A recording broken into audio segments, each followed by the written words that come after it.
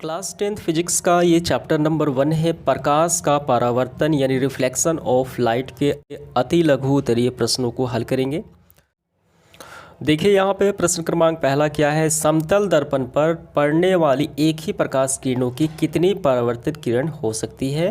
तो इसका आंसर क्या होगा, एक ही हो सकती है। क्यों हो सकती है एक ही, क्योंकि जो आपतित किरण है वो एक ही है, तो उसका परिवर्तन भी कितना होगा, एक ही तो होगा। यहाँ पे देखिए आपतित किरण एक आ रही है तो परिवर्तित भी एक ही होगा। आपतित एक आ रही है तो परिवर्तित किरण कितनी होगी, तो वो तो एक ही होगा। तो इसका आंसर क्या लिखना है, आपको एक लिखना है। तो इसका आंसर होगा एक ही हो सकती है। दूसरा देखिए क्या है, समतल दर्पण पर लंबवत पड़ने वाली किरण किस प्रकार परिवर्तित होती है। आपको ध्यान देना है कि यहाँ पे लंबवत की बात हो रही है, तो इसका परिवर्तित किस प्रकार होगा। तो आइए देखते हैं। यहाँ पे देखिए ये समतल दर्पण है, एक आपतित किरण आ रही है यहाँ पे, और परिवर्तन के बाद उसी पथ पर वापस लौट जा रही है। ठीक है, तो इसका क्या आंसर आपको लिखना है, समतल दर्पण पर लंबवत पड़ने वाली प्रकाश किरणें परिवर्तन के बाद उसी पथ पर वापस लौट जाती है। कब, जब वो लंबवत आ रही हो तब। तो इसका आंसर आपको ये लिखना है। ठीक है, यहाँ से यहाँ। तीसरा देखिए, समतल दर्पण पर अविलंब आपतन के लिए यानी 90 अंश के आपतन के लिए परिवर्तन कोण का मान कितना होगा। जब उसी पथ पर लौट जाएगी तो परिवर्तन कोण होगा, जब उसी पथ पर आएगी और उसी पर लौट जाएगी तो कोण एंगल बना ही नहीं, तो इसका मान कितना होगा। तो इसका मान होगा 0 डिग्री। आपको लिखना है 0 डिग्री का कोण बनेगा। ठीक है, 0 अंश का। इसके बाद देखिए चौथा, प्रकाश के परावर्तन के कितने नियम हैं। काफ़ी आसान सवाल है ये। प्रकाश के परावर्तन के 2 नियम होते हैं, पहला नियम और दूसरा नियम। आपको ये नहीं लिखना है, ये नियम को नहीं लिखना है, बस यही बताना है परावर्तन के 2 नियम होते हैं बस। इसके बाद देखिए पांचवा प्रश्न क्या है, समतल दर्पण में वस्तु दूरी और प्रतिबिंब दूरी में क्या संबंध है। तो इसका आंसर होगा, वस्तु दूरी जो होती है प्रतिबिंब दूरी के बराबर होती है। कब, समतल दर्पण में। क्यों, कोई वस्तु समतल दर्पण में जितनी आगे है, आगे होती है, कोई वस्तु समतल दर्पण में जितने आगे होती है तो उसका प्रतिबिंब उतने ही पीछे बनता है, इसलिए ये दोनों आपस में इक्वल हो जाते हैं यानी बराबर हो जाते हैं। ठीक है, आपको आंसर यही लिखना है, वस्तु दूरी इक्वल टू प्रतिबिंब दूरी। इसके बाद देखिए 6 नंबर क्या है, गोलीय दर्पण कितने प्रकार के होते हैं। गोलीय दर्पण 2 प्रकार के होते हैं। कौन कौन, उत्तल दर्पण और अवतल दर्पण। यानी ये खोखले गोले का भाग होता है, अवतल दूसरा उत्तल, बस इन दोनों के नाम ही लिखने हैं, 2 प्रकार के होते हैं। 7वां प्रश्न देखिए क्या है, गोलीय दर्पण का मुख्य अक्ष क्या है यानी प्रधान अक्ष क्या है, उसकी परिभाषा यहाँ पे करनी है आपको। तो आपको आंसर ये यहाँ से करना है, प्रधान या मुख्य अक्ष। गोलीय दर्पण के ध्रुव से वक्रता को मिलाने वाली सरल रेखा को दर्पण का प्रधान या मुख्य अक्ष यानी प्रिंसिपल एक्सिस कहते हैं। चित्र 1.9 में आप देखिए, तो ये रहा, ये क्या है, ये उत्तल हो गया तो इसका ये प्रधान अक्ष हो गया। ठीक है, और ये अवतल हो गया तो ये इसका प्रधान अक्ष हो गया, उत्तल दर्पण और अवतल दर्पण। ठीक है, तो ये समझने के लिए आपको आंसर तो यही लिखना है, ये सारे यहाँ तक। ठीक है, आइए इसके बाद देखिए प्रश्न क्रमांक 8वां क्या है, अवतल दर्पण की फोकस की परिभाषा हमें देना है। तो आपको यहाँ से करना है, किसी अवतल दर्पण का फोकस जो होता है उसके मुख्य अक्ष पर वह बिंदु है जहाँ मुख्य अक्ष के समानांतर आती किरणें दर्पण से परिवर्तन के बाद मिलती है। ठीक है, तो ये वास्तविक तौर पे मिलती है और ये आती प्रतीत होती है उत्तल में, तो हमें अवतल का बताना है, तो यही आपको आंसर में करना है। आइए देख लेते हैं इसका। तो यहाँ पे देखिए एक आपतित किरण देखिए दर्पण से टकराने के बाद ये फोकस से निकल गई, यानी ये फोकस पे मिलती है। और वही देखिए उत्तल में ये फोकस से, ये दर्पण से टकराने के बाद निकल गई, ऐसा प्रतीत होता है कि ये फोकस से आती है। ठीक है, इसके बाद देखिए प्रश्न क्रमांक 9 में क्या है, गोलीय दर्पण की फोकस यानी एफ फोकस दूरी और उसकी वक्रता त्रिज्या आर में क्या संबंध है। तो हम लोग सभी जानते हैं वक्रता जो फोकस होती है वक्रता त्रिज्या की आधी होती है, एफ इक्वल टू आर बटे 2। ठीक है, ये आपको लिखना है, यानी फोकस वक्रता त्रिज्या की आधी होती है। इसके बाद देखिए 10वां क्या है, एक दर्पण का नाम बताएं जो किसी वस्तु का सीधा और आवर्धी प्रतिबिंब दे सकता है। तो ये होता है अवतल दर्पण। अवतल दर्पण ही हो सकता है जो वस्तु का सीधा और आवर्धित प्रतिबिंब दे सकता है। सीधा प्रतिबिंब हमेशा क्या बनता है, वो आभासी ही बनता है। इसके बाद देखिए प्रश्न क्रमांक 11 क्या है, एक अवतल दर्पण द्वारा आभासी प्रतिबिंब बनने के लिए वस्तु का स्थान कहाँ होना चाहिए? तो वस्तु का स्थान 2 पे अगर हो तो वो बन सकता है। आइए देखते हैं वो कौन सा स्थान है। तो यहाँ पे आपको समझना है अवतल दर्पण। वस्तु की स्थिति देखिए, अगर हम P पर रखें तो क्या बनेगा? आभासी बनेगा, सीधा बनेगा। ठीक है, तो हमें यहाँ सीधा और उल्टा से कोई मतलब नहीं है, बस आभासी बनना चाहिए, यानी वो काल्पनिक बनना चाहिए। देखिए यहाँ पे ये सारे वास्तविक है और काल्पनिक देखिए 2 ही हैं। तो कहाँ रखा जाता है वस्तु को? P पर रखा जाता है या P और F के बीच रखा जाता है। तो आप कोई भी इसमें से लिख सकते हैं, आप चाहे तो P लिख लीजिए या P और F के बीच लिख लीजिए। ठीक है, तो यही इसका आंसर हो जाता है। इसके बाद देखिए प्रश्न क्रमांक 12 क्या है? यदि वस्तु किसी अवतल दर्पण के वक्रता केंद्र पर रखी हो, वस्तु को कहाँ रखी जाए? वक्रता केंद्र पर, तो उसका प्रतिबिंब कहाँ और कैसा बनेगा वो बताना है। तो ये रहा अवतल दर्पण की स्थिति, वस्तु को रखा जाता है वक्रता केंद्र पर, तो प्रतिबिंब स्थिति जो है, प्रतिबिंब वक्रता केंद्र पर ही बनता है, वास्तविक बनता है, उल्टा बनता है और वस्तु के बराबर बनता है। तो ये सारे आपको लिख लेना है। ठीक है, चलिए देखते हैं अगला प्रश्न। इसके बाद देखिए प्रश्न क्रमांक 13 जो है, काफ़ी आसान प्रश्न है ये। वस्तु दूरी U, हमें वस्तु दूरी को U से डिनोट करते हैं, का चिन्ह क्या होगा जब एक अवतल दर्पण के सामने किसी वस्तु को रखा जाता है?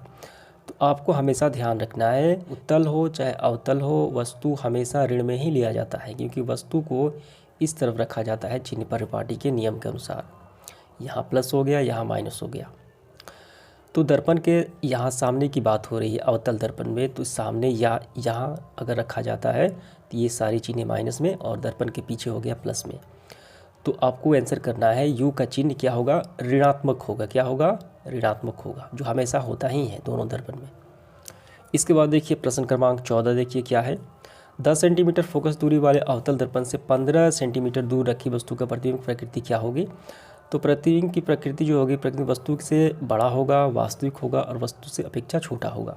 इसके बाद देखिए प्रश्न क्रमांक 15 क्या है। अवतल दर्पण से किस दूरी पर एक वस्तु को रखा जाए जिससे कि प्रतिबिंब का आकार वस्तु के आकार के बराबर हो? तो हम रखेंगे वक्रता केंद्र पर ही। यहाँ पे देखिए अवतल दर्पण की सारणी, अगर वस्तु को रखेंगे, वस्तु की स्थिति वक्रता केंद्र पर, तो ये बराबर बनेगा। ठीक है, 16 नंबर क्या है। किस गोलीय दर्पण में केवल काल्पनिक प्रतिबिंब प्राप्त होता है? तो गोलीय दर्पण 2 प्रकार के होते हैं, उत्तल दर्पण और अवतल दर्पण। तो अवतल दर्पण वास्तविक और काल्पनिक दोनों बना सकता है, लेकिन उत्तल दर्पण जो है हमेशा आभासी यानी काल्पनिक प्रतिबिंब बनाता है। ये रहा उत्तल दर्पण। वस्तु की स्थिति, चाहे आप वस्तु को कहीं रखिए तो वो हमेशा आभासी बनाएगा। आभासी कहें या काल्पनिक कहें एक ही बात है। ठीक है, तो कौन सा दर्पण? उत्तल दर्पण।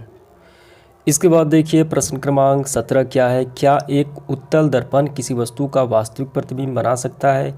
तो अभी हमने देखा कि उत्तल दर्पण केवल आभासी यानी काल्पनिक बनाता है, वास्तविक नहीं बना सकता। तो आपको आंसर करना है नहीं।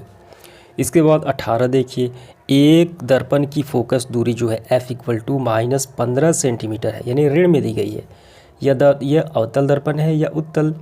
तो फोकस हमेशा ऋणात्मक होती है किसकी? अवतल दर्पण की। चिन्ह परिपाटी के नियम के अनुसार अवतल दर्पण के सामने फोकस रहता है, जो वास्तविक कटान इसका होता है। ठीक है, वास्तविक जो आपतित किरण है फोकस पर वास्तविक तौर पर मिलती है और ये हमेशा ऋण में होता है, जबकि उत्तल में क्या होता है? ये धन में होता है।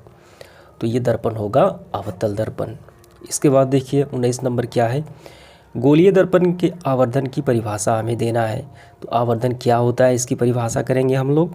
तो आपको करना है प्रतिबिंब की ऊंचाई और वस्तु की ऊंचाई के अनुपात को आवर्धन कहा जाता है। इसे m यानी स्मॉल m से सूचित किया जाता है। तो ये सारे आपको लिखना है, ये भी लिखना है और ये भी लिखना है। ठीक है, इसके बाद देखिए अगला प्रश्न 20वां क्या है। इसके बाद 20 नंबर देखिए आवर्धन का m का मान इसके बाद 20 नंबर देखिए आवर्धन m का मान जो है ऋणात्मक मान क्या बताता है? अगर ऋणात्मक आए तो उससे क्या हमें मालूम चलता है वो बताना है। तो आपको लिखना है आवर्धन m का मान ऋणात्मक चिन्ह अर्थ है, यानी बताता है कि प्रतिबिंब वस्तु के सापेक्ष उल्टा बना है, अर्थात प्रतिबिंब वास्तविक है। तो उल्टा प्रतिबिंब हमेशा वास्तविक होता है, ये ध्यान रखना है आपको।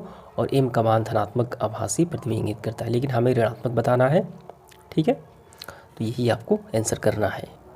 इसके बाद देखिए प्रश्न क्रमांक 21 क्या है, एक गोलीय दर्पण की वक्रता त्रिज्या 20 सेंटीमीटर है, तो फोकस क्या होती है, तो फोकस होती है वक्रता त्रिज्या की आधी, तो ठीक है F=R/2, ये कितनी हो जाएगी, ये 10 हो जाएगी, ठीक है। तो 20/2 यानी 10 हो गया, 10 सेंटीमीटर। इसके बाद देखिए 22 नंबर क्या है, उत्तल दर्पण के एक उपयोग हमें बताना है, काफ़ी आसान सवाल है ये। उत्तल दर्पण का उपयोग यहाँ पे देखिए स्कूटर, मोटर कार, बस इत्यादि यानी वाहनों के साइड मिरर के तौर पे इसका उपयोग होता है। ये हो गया, एक ही बताना है हमें। 23 नंबर देखिए, उस उत्तल दर्पण की फोकस दूरी ज्ञात करना है जिसकी वक्रता त्रिज्या 32 है। तो हमने अभी कहा F=R/2, फोकस वक्रता त्रिज्या की आधी होती है, तो 32/2 यानी ये 16 हो गया, ठीक है, 16 दूनी 32। 24 नंबर देखिए, काफ़ी आसान सवाल है, काल्पनिक प्रतिबिंब से आप क्या समझते हैं। काल्पनिक कहें या आभासी कहें एक ही बात है, ठीक है। कभी कभी लिख देता है आभासी प्रतिबिंब और काल्पनिक प्रतिबिंब, तो आपको कन्फ्यूजन नहीं होना है, काल्पनिक और आभासी एक ही बात है। काल्पनिक प्रतिबिंब से आप क्या समझते हैं, परिभाषा करनी है यहाँ पे। तो यहाँ पे देखिए प्रतिबिंब दो प्रकार के होते हैं, वास्तविक और आभासी या काल्पनिक, ठीक है, रियल और वर्चुअल। तो यहाँ पे देखिए ये करना है आपको, किसी बिंदु स्रोत से आती किरणें परिवर्तन के बाद जिस बिंदु स्रोत से आती हुई प्रतीत होती है उसे बिंदु स्रोत का आभासी प्रतिबिंब कहते हैं, आती प्रतीत होती है। और ये काल्पनिक और वास्तविक प्रतिबिंब वास्तविक कटान पर मिलती है, वो वास्तविक तौर पे कटती है, ठीक है, और ये आती प्रतीत होती है। तो ये उत्तल दर्पण में देखने को मिलता है। आइए देखते हैं, ये परिभाषा आपको लिखना है पहले। तो देखिए यहाँ पे ये क्या है, एक आपतित किरण है, दर्पण से टकराने के बाद ये निकल गई। तो ये देखिए ये फोकस से आती प्रतीत होती है और ये वक्रता केंद्र से आती प्रतीत होती है। ये तो ये क्या है, ये प्रतिबिंब जो बनाता है ये आभासी बनाता है यानी काल्पनिक बनाता है, ठीक है। इसके बाद देखिए 25 नंबर प्रश्न क्या है, समतल दर्पण में आवर्धन m यानी प्लस का चिन्ह, धन का चिन्ह का क्या अर्थ है। तो इसका बुक में आपको हिंट दिया गया है, स्क्रीनशॉट देख लेना है आपको, ठीक है। इसके बाद 26 नंबर देखिए, एक गोलीय दर्पण जिसकी वक्रता केंद्र C है पर एक किरण आपतित है। एक किरण जो है AC भी आपतित हो रही है, तो यह किरण किस दिशा में परिवर्तित होगी। अगर कोई किरण जो है गोलीय दर्पण में, कोई भी गोलीय दर्पण में वक्रता केंद्र पर कोई किरण आ रही है तो उसका क्या होगा, परिवर्तन कैसे होगा वो बताना है हमें। तो इसका आपको आंसर करना है ऐसे, देखिए यहाँ पे वक्रता की दिशा में आती है आपतित किरण, तो यहाँ पे देखिए ये किरण आपतित वक्रता केंद्र की दिशा में आ रही है तो उसी पथ पर वापस लौट जा रही है। तो आपको आंसर में क्या लिखना है, पहले देखिए यहाँ पे चूंकि वक्रता त्रिज्या की स्थिति किसी बिंदु पर अविलंब होती है, इसलिए जो किरण वक्रता केंद्र की दिशा में दर्पण पर पड़ती है तो दर्पण पर लंबवत होती है, अतः परिवर्तन के बाद वह किरण उसी पथ पर लौट जाती है। तो आपको आंसर क्या करना है, समझ में आ गया आपको, परिवर्तन के बाद वह किरण उसी पथ पर लौट आती है जिस पथ से वो आई थी। इस सेशन का आखिरी सवाल देखिए 27 नंबर, अवतल दर्पण के कोई दो उपयोग हमें बताना है, काफ़ी आसान सवाल है ये। तो पहला उपयोग देखिए दाढ़ी बनाने में होता है, ठीक है, ये पहला उपयोग हो गया। दूसरा उपयोग देखिए टॉर्च, वाहनों के हेडलाइट, सर्च लाइट में इसका उपयोग होता है। तीसरा उपयोग डॉक्टर द्वारा किया जाता है रोगी के नाक, कान, गला और को देखने के लिए। तो हमें बस दो ही बताना है, तो आप इसमें से कोई भी लिख सकते हैं। तो समाप्त होता है आज का सेशन, धन्यवाद।